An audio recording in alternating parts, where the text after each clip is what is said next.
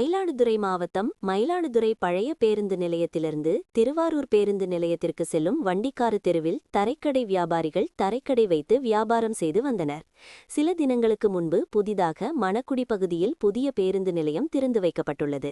அந்த பேருந்து நிலையத்தில் மயிலாடுதுறையில் ஏற்கனவே செயல்பட்டு வந்த பழைய காமராஜர் பேருந்து நிலையம் மற்றும் திருவாரூர் மார்க்கமாக செல்லும் பேருந்து நிலையம், இரு பேருந்து நிலையங்களையும் நகராட்சி நிர்வாகம் புதிய பேருந்து நிலையத்திற்கு மாற்றிவிட்டது. இதனால் தரைக்கடை வியாபாரிகள் வியாபாரம் பாதிப்பு, பெரும் நஷ்டத்திற்கு ஆளாகியுள்ளனர். புதிதாக கட்டியுள்ள பேருந்து நிலையத்திற்கு தங்களுக்கு இடம் ஒதுக்கி தர வேண்டும் என நகராட்சி ஆணையரிடம் பேச்சுவார்த்தையில் ஈடுபட சென்றனர். அவர்களை அலட்சியப்படுத்தி வெளியே செல்லுமாறு நகராட்சி ஆணையர் கூறியதன் அடிப்படையில் நகராட்சியின் அலுவலக வாயிலில் அமர்ந்து தரைக்கடை ஊழியர்கள் முற்றுகையிட்டு ஆர்ப்பாட்டத்தில் ஈடுபட்டனர்.